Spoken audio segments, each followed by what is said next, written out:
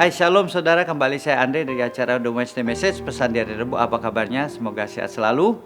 Minggu ini saya masuk ke bagian terakhir daripada seri menghormati Allah. Nah, seri yang terakhir ini saya akan sebutkan To honor God through your body, atau menghormati Allah melalui tubuh kita. Saya akan bacakan ayatnya saudara di dalam Roma 12 ayat yang pertama.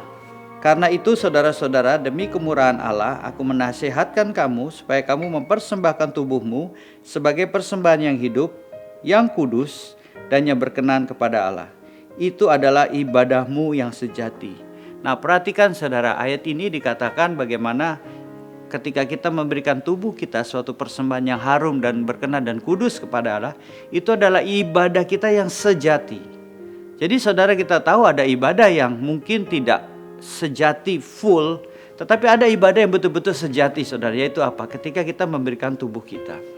Jadi berbicara kita memuliakan Allah, menghormati Allah melalui tubuh kita, karena Yesus juga mengajarkan di dalam Lukas pasal yang ke-10 ayat yang ke-27 dikatakan, kasihlah Tuhan Allahmu dengan segenap hatimu, dengan segenap jiwamu, dan dengan segenap kekuatanmu, dan dengan segenap akal budimu, dan kasihlah sesama manusia seperti dirimu sendiri.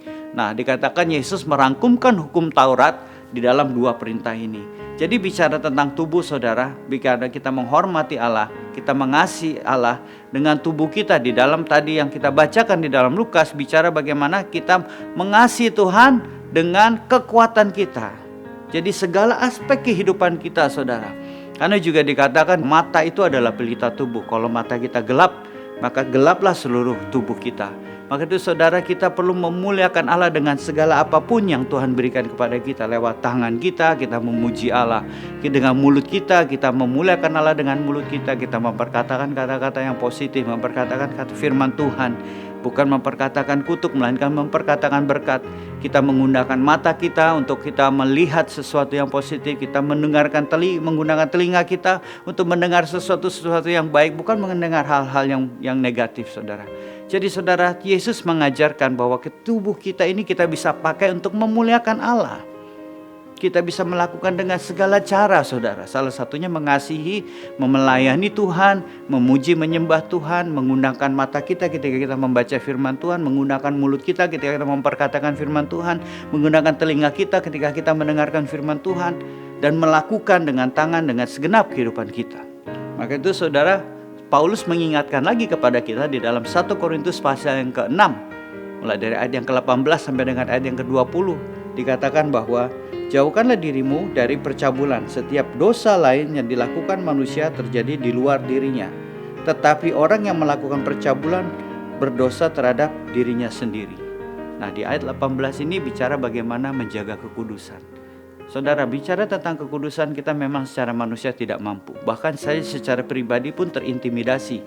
Apakah saya sanggup untuk terus menjaga kekudusan hidup saya? Tetapi saya tahu bahwa ketika saya mau hidup kudus, Roh Kudus akan memampukan saya, menguatkan saya. Demikian juga saudara yang mendengarkan ini. Kita percaya ketika kita ingin hidup kudus, Tuhan akan memampukan kita untuk hidup kudus. Kasih karunia-Nya, Roh Kudusnya ada di dalam kita, tinggal di dalam kita. Makanya kalau dilanjutkan lagi di ayat yang 19 dikatakan demikian. Atau tidak tahukah kamu bahwa tubuhmu adalah bait Roh Kudus yang diam di dalam kamu, Roh Kudus yang kamu peroleh dari Allah, dan bahwa kamu bukan milik kamu sendiri. Nah, ternyata tubuh kita ini adalah bait Allah. Maka dari itu ketika Roh Kudus tinggal di dalam kita, kita percaya di mana ada Roh Allah, di mana ada Allah, disitulah menjadi suatu ibadah. Di situ menjadikan suatu bait Allah. Nah, kita percaya di mana ada Roh Allah atau di mana ada hadirat Allah atau Roh Allah, itu menjadi suatu tempat yang kudus seperti suatu ibadah saudara. Maka itu dikatakan tubuh kita ini seperti bait Allah. Karena Roh Allah tinggal di dalam kita, otomatis tubuh ini berubah menjadi bait Allah. Dan apa yang kita lakukan dengan tubuh kita ini, itu kita bisa menguduskan atau kita justru bisa mencemarkan. Saya berbicara bukan hanya bicara seks saudara, bisa percabulan, tapi bicara bagaimana kita menjaga kesehatan tubuh kita. Saudara, dengan adanya corona ini yang saat ini terjadi di mana-mana, di mana kita dipaksa untuk menjaga kesehatan kita. Kita minum vitamin, kita menjaga makan kita berolahraga dan melakukan hal ini.